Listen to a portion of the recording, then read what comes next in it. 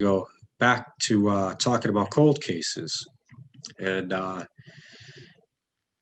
going to talk about the cold case of Joan Risch, which you had written a book about.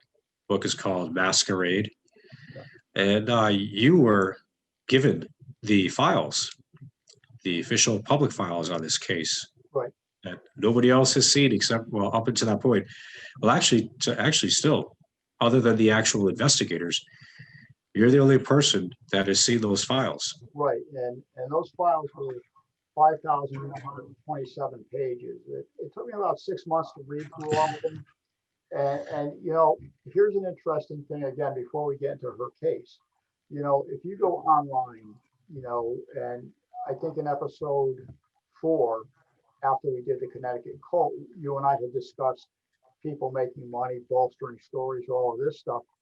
Um, you know, this was one of those stories that seemed to get bolstered. I mean, there wasn't really that much knowledge of the actual investigation. I mean, I was able to get it, and it took me 8 months to read through it. But when you go on to internet sites, our our our kind of podcast, if that's what we want to call this, is a little different. One, we're unscripted. You know me, I just want to put out the real facts of the case. I'm not interested in bolstering cases to get that sensation that's going to get everybody in the world to buy the book. Um, but there were a lot of there was probably 25, 30 podcasts about Joan Risch. There were 2 movies about Joan Risch. There were hundreds of articles about Joan Risch. And when you read their real files, they're not worth much of anything. Joan Risch was a 32-year-old housewife, mother of 2, living in Lincoln, Massachusetts. Earlier that morning, she went out to do some errands. She was pregnant. She was pregnant as well, wasn't she? No. She had planned on getting pregnant. Okay. That's information that's in the book. I'm going to try to cut it down to a Reader's Digest version because the book is 402 pages. Sure. So we can't give away too much there. So well, they'll after listening to this, they'll understand that there was more going on than what you're going to be reading about or seeing in these local these online sources. Okay. So there were a lot of suspects, a lot of conspiracy theories, and I'm not a conspiracy theory guy. It doesn't work out. But there were a lot of facts, even simple facts that are really misleading in this case. First most of the podcasts try to make Joan out as a child, as a child that was sexually abused. Well, okay. The fact of the matter is, her parents both died in 1938 from a fire in their apartment. But what most of these online sources do is try to implicate her as some divisive type of person that, or child at that time, she was 10, that had something to do with this fire. Well, the fact was she wasn't anywhere near it. She was with her grandmother in Brooklyn, New York at the time. The fire, what they deemed suspicious, wasn't suspicious at all, because I read the report done by the fire marshal. It had started because somebody put a penny into the circuit box because the fuse probably blew out, and it overheated a socket that was behind a sofa. The sofa caught on fire. Both of the parents died of asphyxiation. So there's nothing suspicious about that. But you see, here again, we go with the wow factor. Everybody wants to push the wow factor to sell their goods. Joan had been adopted. After that, she was sexually abused by her adoptive father. And she eventually ended up going to college, after college, she had a pretty successful uh, career as a writer, editor. Gets married, moves to Lincoln, Massachusetts. Goes out in those errands that morning. Never comes over. There's this big bloody crime scene. I looked at the crime scene, and my first thought was, you know, it looked like there was a lot of blood, but if you totaled all the blood up in the whole kitchen, it was only like 240 milliliters, less than half a pint. There were a lot of theories of the people that could have, been murdered her. There were a lot of conspiracies about people that were in the area that they thought did it. And the fact is, I'm not going to tell you the two ending conclusions of the book, but when you break everything down, and like I said, you can't really condense 402 pages in a 15-minute segment. But,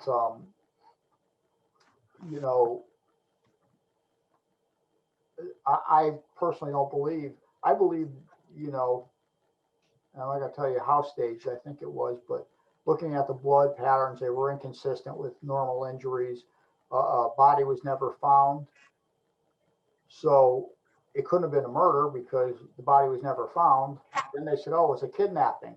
Well, she was seen 4 times walking up and down 2 major highways in Massachusetts, 128, which is now I-95, Route 2A. So she couldn't be, well, if she's walking up and down a highway, she's not dead. Okay. So, because I've never seen a dead body on any crime scene I've ever been at, get up and walk around. Then she said that she was kidnapped. Well, if she's walking up and down a highway, how could she be kidnapped? You see what I'm saying? So Yeah. people just started making these like just crazy rumors up because that's how it is. And Now your book lists people that confessed to killing her. right. But Right. you explain that later on. You obviously explain that in the book as to Right. what you think really happened to her. And the thing is, a lot of people will confess to things they didn't do just for notoriety. Sure. I mean, think of how many cases you and I have talked about where there were homicides or disappearances, and people confessed to it not because they did it, but because they wanted that notoriety. Look at me. Well, Haddon Clark, he comes to mind, the guy that the cross-dressing killer from Maryland. Yeah. Right. So so this wouldn't be the first case. Now, a lot of people say, well, she was a mother of 2, she was married. Why would she just leave or set a stage and leave? Let's face it. I mean, people disappear on their own accord and assume new lives every day. Sure. So, why, see, human nature wants us to dismiss thoughts like that. But the fact is they are facts that they happen. So what makes her so different? And then plus the crime scene, what they fail to tell people in the crime scene, prior to the police arriving, that house was entered 4 separate times by, let me see, 1, 3, 5 people. So the crime scene itself was contaminated. Furniture was moved. But see, none of this stuff is in any of these online, witch doctor type of things. So there were a lot of things going on, and when you piece them together, you eventually will see where my conclusions come out because it's all based on fact. Okay. All right. Well, there are obviously a couple different theories as to what could have happened to her. She was murdered. She committed suicide. She left on her own accord. A lot of people have a hard time understanding how a mother could leave her 2 kids, but as we had done on a prior podcast, Amber Lazenby, who was murdered in Muskegon Heights in Michigan, her and her sister were left behind by their mother at a very young age and had very little contact with their mother. So as we do see, it does happen. Obviously, fathers are more likely to abandon their kids, but people tend to think that mothers, how could a mother do that? Right. But like I said, we'll see your theory. Obviously the book has your theories as to whether or not it is a murder, a suicide, Right. or a voluntary disappearance. Well, the thing is, I base all of my thoughts on physical evidence, because physical evidence is physical evidence. People can say anything, but physical evidence will tell you what happened. And in her case, there were a lot of things that that just didn't add up. When you come right down to it, they were just even the chief that was investigating it at the time, and one of his final interviews before he passed away, he himself didn't think anything happened. And the committing suicide is a really interesting comment. So she killed herself and she walked away. She walked out of the house. How's that happen? True. I've never seen anybody kill himself and walk out of a house or out of wherever. She could have been in a mental state of having a breakdown and just wandered off somewhere and just took her own life. Yeah, I don't know. I would tend to think eventually, somebody would would eventually find her, because obviously, if the body's not buried, there's a better chance of finding a body. That's even if the animals scatter it around, somebody's going to find a bone sooner or later if it's an area not far off a major roadway. And you have to remember the size of that search. That it included the FBI, the state police, local police, sheriffs, fire departments. If she was injured to any state like that and had wandered off and passed away, somebody would have found her. And then, they said, well, she lost a lot of blood. Really, she didn't. You don't need to go into shock until you're down about four quarts. 4 pints of blood. She lost a half a pint. She wasn't in shock. There is a theory I have on an injury that could have caused the physical evidence that was there on the scene. But then you have to remember, I'm not going to get into it because if I give you all the information, it doesn't sell books. But there was a phone call placed to her husband's house. Yep. About a month later, that people don't know that. I know about it. I know a lot about it because I read the actual police report about it. So, you have to reconsider before you, and like I told you, before you go online and thinking that everything online is gospel truth, you have to really look into the cases because, in this case, it's an It reminds me, there was a case in Hartford where the guy went missing in 1956. He was I think he was a Korean war vet. He was married. His wife was expecting a child, and he come to find out that he basically left the family. But he did. It was never revealed to the public after it happened. I guess it happened many years later. He did reach out twice. Once to a friend, where he sent the friend a clue, and another time to, I think, a family member, where he talked to that family member. But that was never released to the public. So sometimes these people do make a contact back, give a clue, maybe say something there. But I guess, like I said, for us to find out, we'll have to read the book. Well, they're reaching out, making contact. That's all part of a bad conscience. Yes. That's all part of a bad conscience. Again, the Joan, Risch case with that blue car. That's another aha factor we use. Oh, there was a blue car on this street near her house, and the fact was, the blue car was there. The guy that owned it had mental health issues. However, the car and the guy that was walked into the woods was in the same location for 2 hours. in those 2 hours, she was seen by 5 different witnesses. So if he's there and she's been seen 5 times, he had nothing to do with that. But that's another one of the aha factors that they throw into this to make it sound like it's something it's not. I mean, it's Okay. so, So, Mike, obviously people can buy the book on Amazon. yeah. What if they want to get an autographed copy from you? Well, I don't know what to tell you about that If one. this podcast broadcast takes off, I mean, they're not going to get it from me. I'm trying to sell my music album, and nobody wants to buy that. So, what's interesting is that the one good thing about this, and this will be episode 6, is that because we're not scripted, you just don't know what's going to come out. And, we never know what the topic of the day is. I thought we were just going to be talking about the Joan Risch case. And, we had that unfortunate shooting in Waterbury today, which, believe me, a lot of cops are going to be thinking about that for a while, and,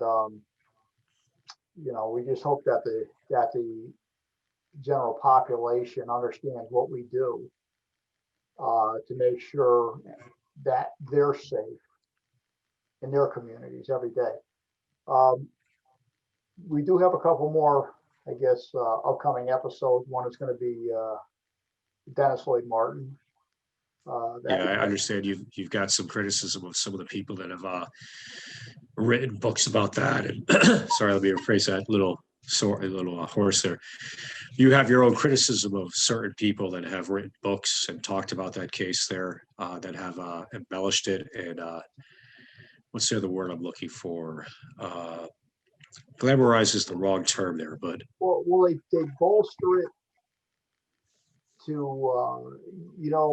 what I find, and the reason they probably sell a heck of a lot more books than I do is because I don't do any of the witch doctor thing, making things appear that aren't really there. I don't do the wow factor.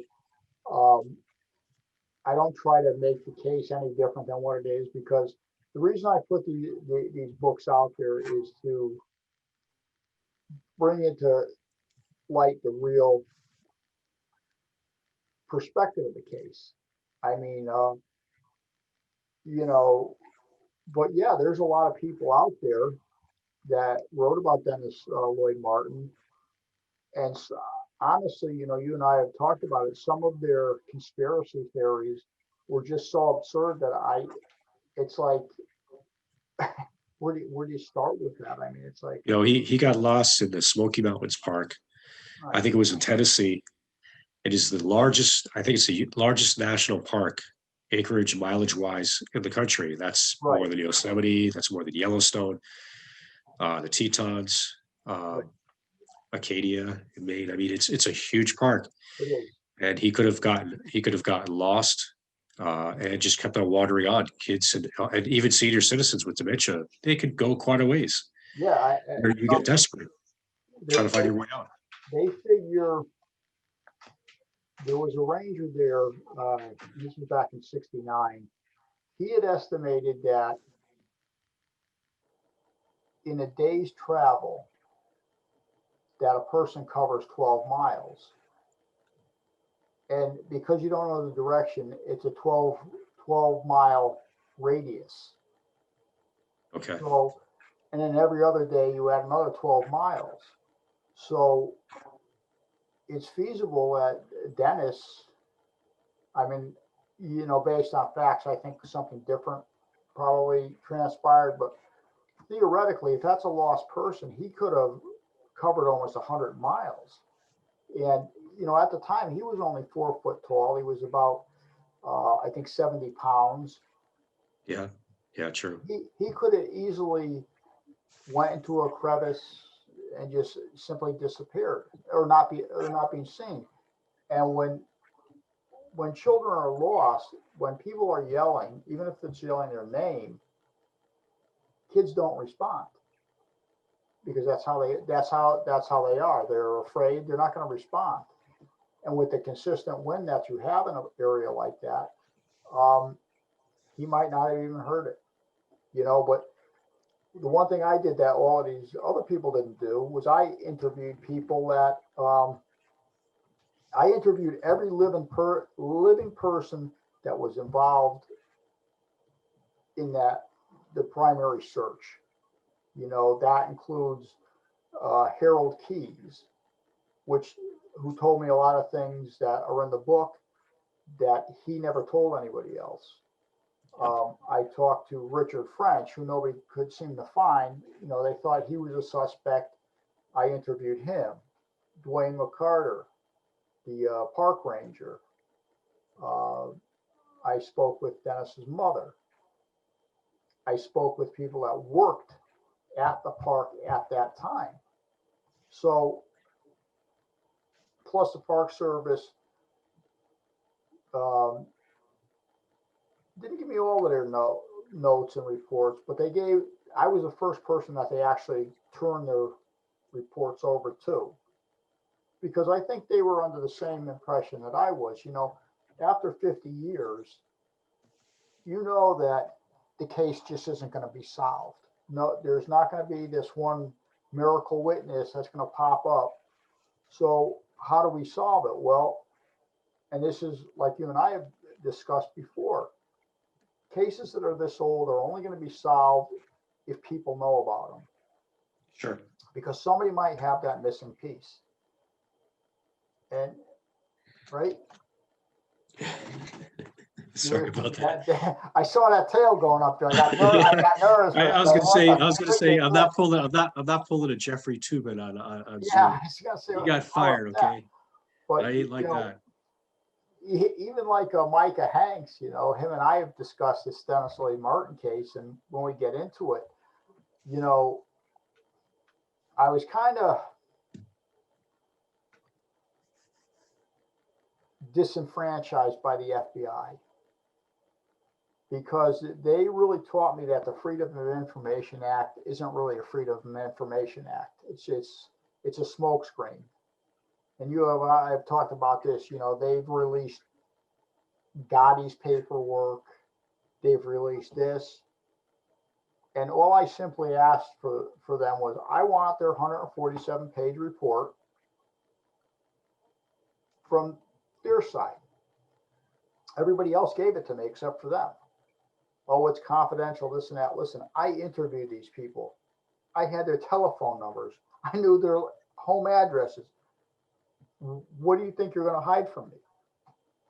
They still to this day, after 8 requests, then I just sent one out to the Department of Justice to kind of try to circumvent them. I mean, if this was only a lost person, not a missing person, not an abducted person, not a disappearance, a lost person, and if there's no criminal aspect to it, and you have no, you have no suspects, you don't ever plan on having a suspect, why aren't you giving me this report? What's in this report that you don't want me to know? There's something. I mean, and it's sad because in like Dennis's case right now, he would be about, give or take, let's say about 55. If in fact he made it out of that park, and we were able to provide, besides my first book, additional information, that could be the key to solving this. It may be the key that somebody reads one of these books and says, wait a minute, I remember this. And we can put the pieces together. And I think legally, after a certain amount of time, it should be a requirement that whoever's holding records, that they're 100%, that they don't have suspects or witnesses. I mean, don't have a suspect, that they should release the records. What exactly got you interested in writing about Dennis Martin? It was funny because I was actually writing a book on the Paleo Indians in North America, specifically Connecticut. And I had a friend that was kind of doing some editing for me. His name was Jim Martin, and he was down in Florida at the time. And he sent me this thing up, knowing that I was kind of interested in cold cases and stuff like that. So I took the newspaper article, I put it on my desk. It sat there for 6 months. I was busy trying to get this archaeological book done. I really didn't have too much time to look at that stuff. And then when I picked it up, I started reading this stuff and I said, well, you know what? This doesn't sound right. I mean, from a law enforcement point of view, no, this is definitely not right. So I started looking into myself, and I ran into a lot of stumbling blocks. You know, people didn't want to provide information. The information that was out there was, you know, corrupt at best. I mean, it was all bolstered material to sell books, and Yeah, we know about that one particular author that likes to embellish. embellish and create the image and fairy tale that Bigfoot was responsible for some of these abductions. Yeah, well, I hate to tell them, but Sasquatch serial killer, you're right, because I wrote that book, Creatures of Folklore, Fact and Fiction, and I don't believe, with the exception of the possibility of there being life on another planet, which Yep. Bigfoot doesn't exist, Loch Ness doesn't exist, crop circles are man-made. I mean, and you said you basically called them crap circles. That's what I remember you saying. you know, like Bob Lazar. I mean, look how many hits. We just touched that subject for 15 minutes, and we had more hits on UFOlogy than anything else. And it's just, listen. And as I've explained in one of my books, is that we as people for such a long time have this kind of romance with fiction, with things that scare us, things that go bump in the night. However, that doesn't mean they're actually true. We have a romance with romance, and that doesn't necessarily. Well, it's how many bad marriages are there out there? Oh my God, let me tell you, don't even ask me that one. How many domestic calls have you had to go on? They're like, well, that's that. That God, you know what? Yeah, the last one I went on was just it was beyond control. But we as people have this need to believe that there's something else. We like the unexplained. We have this thing about the unexplained, and it's only a mystery till somebody solves it. But I mean, yeah, in the Dennis Lloyd Martin case, and it kind of really pissed me off, because here's a 7-year-old, he disappears, and people come up with this bizarre stuff like he was taken by Bigfoot. Yep. Come on, let's just stop that. I mean, and it really, and then Jim Reich, who was the agent that was in charge down there, he commits suicide because he knew stuff, because of this and that. I talked to his son. I had nothing to do with any of that stuff, and I just didn't make it public information in my book, because one was personal information, and why should I'm not here to throw people's dirty laundry out to the public. I mean, that's not what my books are about. I mean, yeah, it gets a lot of readers, but maybe it's not, I don't want those kind of readers, so. Sure. So I want to tell something to the few people, hopefully more than few people, that are watching these podcasts. If you have a question about a cold case or police work that you'd like Mike to answer, feel free to contact either one of us. We could possibly put you on a Zoom call, or you could send us an email. Your opinions and questions are welcome, as long as they're not too insulting. Well, it's interesting to have other people on, because it's always getting another person's perspective on something that sometimes that opens the door on cases. Sometimes it makes you think a little deeper into what you're looking at, and just as long as we don't get one that is a serial killer just trying to figure us out. But so Yeah, yeah, that's not something I would really want, either that or organized crime, but well, it's funny or because Bigfoot for that matter. it was funny because on a lot of the five episodes prior to this one, because we're unscripted, they had to do a lot of editing. You know, like one half of one of them just sounded like this big beep. Yeah, So can he just make me look like a little bit better? I mean, I know it's hard for me to uh, look. when I saw that, I swear, I almost fell out of the chair. And, I've worn glasses, but never glasses like that. well, Jeez, it's like it is when you said, "Well, I didn't really see it." I think that's what because he already had the picture he was going to drop in the frame, and when you said that, he said, "Oh, you want to?" I have to be nicer to the editor the next time I see him. You do. God forbid I. I know But they'll be like what are these like I don't know what they call like graphics underneath there insulting me as I talk. well, and that just goes to show the difference between my generation and his generation. We didn't have this technology. I mean, these young people are just so much more advanced with technology and the things they can do. It's amazing, confusing to me, amazing to everybody else. Um, Yeah, don't be surprised if he ends up being one of the people calling up there insulting both of us. well, he has made some comments like, what the hell were you guys talking about? I mean, or the old, why don't you stay on track?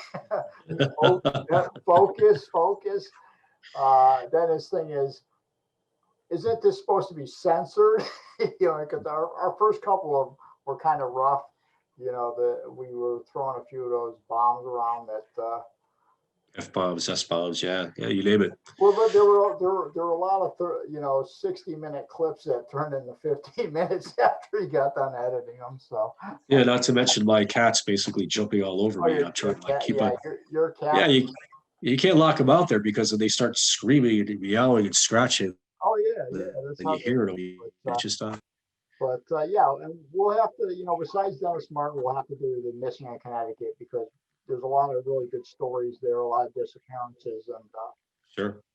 we can, if the people with the UFOologists like our insanity, there's plenty more cases we can get into with that too. I mean, not that I've ever seen any little green or gray men running around, but you know. Yeah, no, I hear you with that. We'll have to think of a few more cases to talk about. Obviously, cover the book, the missing. We have to, we have to really do one on the La Rosa case in Vernon. Lisa White for the La Rosas. Yeah, that's just a bizarre. White case because I would say bizarre case, or just it took so many years. I think this case could have been solved had people come forward. Well, I 10 years earlier. Like I said, I mean, I kind of disagree.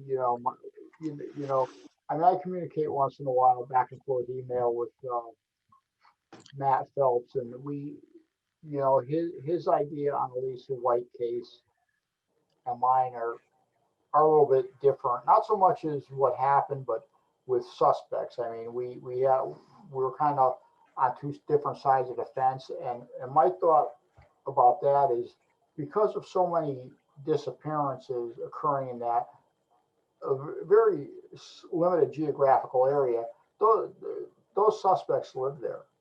And, yeah, exactly. When you have the same, really three suspects that knew all of these people that disappeared, all these females that disappeared, plus actually two relatives of theirs mysteriously disappear, to exclude them from being responsible for other ones is just, sometimes the answer is right in front of you, just like your cat. Yeah.